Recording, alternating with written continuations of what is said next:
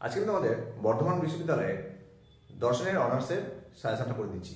দর্শন অনার্স বলতে major honours, অর্থাৎ হচ্ছে কি যারা অনার্স নিয়ে পড়ছো দর্শনে এবং মেজর নিয়ে পড়ছো তাদের একই সিলেবাস। দেখে নাও তোমাদেরকে আমি কি সাজেশন রেখেছি। অল্প আমি কতগুলো সাজেশন দিয়েছি, এর মধ্যে থেকেই তোমরা পেয়ে যাবে। এই কয়েকটা প্রশ্নের মধ্যে আমি আবার স্টার দিয়ে দিয়েছি, কোনগুলো ভেরি ভেরি ইম্পর্টেন্ট সে স্টার মার্কস করে দিয়েছি। তোমরা এক্সট্রা মার্কসগুলো ভালো মতো দিয়ে গেলে তোমরা 4টে আর 2টো 6টা লিখতে হবে, তোমরা চোখ বন্ধ করে পেয়ে যাবে। দেখো আমি যে কয়েকটা সাজেশন দিয়েছি সেই সাজেশনগুলো একবার একসাথে দেখে নাও, আর তোমরা ভালো মতো নোট করে রাখবে। আর এই সাজেশনগুলি তোমরা যদি পড়ে যেতে পারো পরীক্ষায় তোমরা 100% কমন পেয়ে যাবে। দেখো তোমাদের কি সাজেশন দিয়েছি। দর্শন মেজর সাজেশন 2024-25, তোমাদের 24-এর পরীক্ষাটিকে কিন্তু 25-এ গিয়ে ফেলবে। দেখো 1 নম্বর ভারত দর্শনের সাধারণ বৈশিষ্ট্য বা মৌলিক বৈশিষ্ট্য। তোমাদের পরীক্ষায় সাধারণ বৈশিষ্ট্য আসতে পারে, মৌলিক বৈশিষ্ট্য কথা থাকতে পারে। 2 নম্বর প্রত্যক্ষই একমাত্র প্রমাণ, চারবাকদের এই মত ব্যাখ্যা করো। দেখে নাও এই যে দুটো প্রশ্ন দিয়েছি, এই দুটো প্রশ্ন তোমাদের মেজরদের ক্ষেত্রে ভেরি ভেরি ইম্পর্টেন্ট। এই দুটো স্টার মার্কস করে রাখো, এই দুটোর মধ্যে তোমরা দুটোই পেয়ে যেতে পারো। তারপরে দেখো 3 নম্বর চারবাক জড়বাদ ব্যাখ্যা ও বিচার করো। 4 নম্বর জৈন অনেকান্তবাদ ব্যাখ্যা বিচার, ভেরি ইম্পর্টেন্ট, তোমরা এটা স্টার মার্কস করে রাখো, জৈন অনেকান্তবাদ ব্যাখ্যা বিচার। 5 নম্বর সপ্তভঙ্গি নয় আলোচনা করো, এটা তোমরা ইম্পর্টেন্ট রাখতে পারো, আমি রাইট চিহ্ন দিলাম, তোমরা স্টার মার্কসও রাখতে পারো।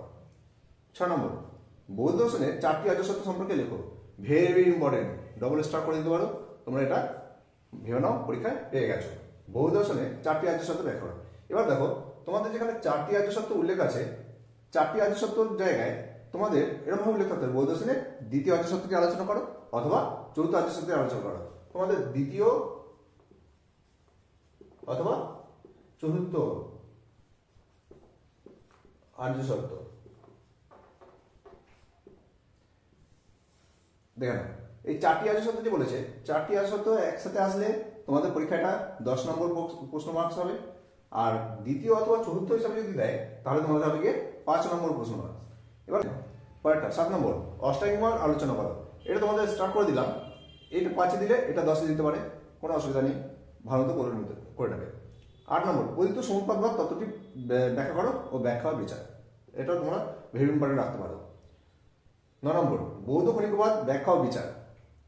10 নম্বর অ্যানাক্সিমেন্ডারে কিভাবে জগতের উৎপত্তি ব্যাখ্যা দিয়েছেন, এটা ইম্পর্টেন্ট রাখতে পারো। হয়েছে, তাহলে তোমাদেরকে আমি এবারে স্টমার্কসও করে দিলাম। দেখো নেক্সট প্রশ্ন 11 নম্বর হেরাক্লিটাস বিশ্বব্রহ্মাণ্ডের কিভাবে ব্যাখ্যা দিয়েছে।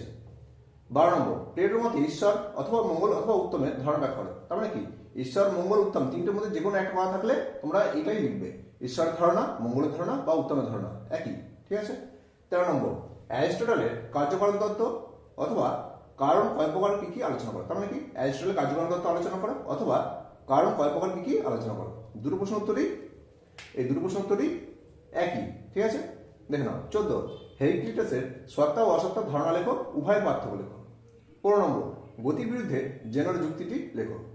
16 নম্বর অ্যারিস্টটলের মতে দ্রব্য ও ঈশ্বরের সম্পর্কে লেখো। দেখে নাও এর মধ্যে থেকে তোমাদের কোনটা ইম্পর্টেন্ট হবে, কোনটা স্টার হবে। হেরাক্লিটাস স্টার করে নেবে, কার্যকারণ তত্ত্ব স্টার করে নাও, সত্তা অসত্তার ধারণা এবং পার্থক্য স্টার করে নাও, গতির বিরুদ্ধে ধারণা স্টার করে নাও।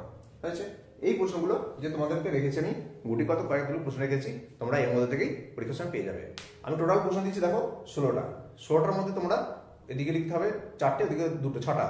4টের জন্য থাকবে 6টা, 2টোর জন্য থাকবে 4টে, তার মানে হচ্ছে মোট 10টা প্রশ্ন থাকবে। 10টা প্রশ্নের জন্য আমি দিয়েছি মাত্র 15টা প্রশ্ন। আশা করি খুব একটা বেশি নয় এটা, তোমরা এই কটা প্রশ্ন করে নিতে পারবে।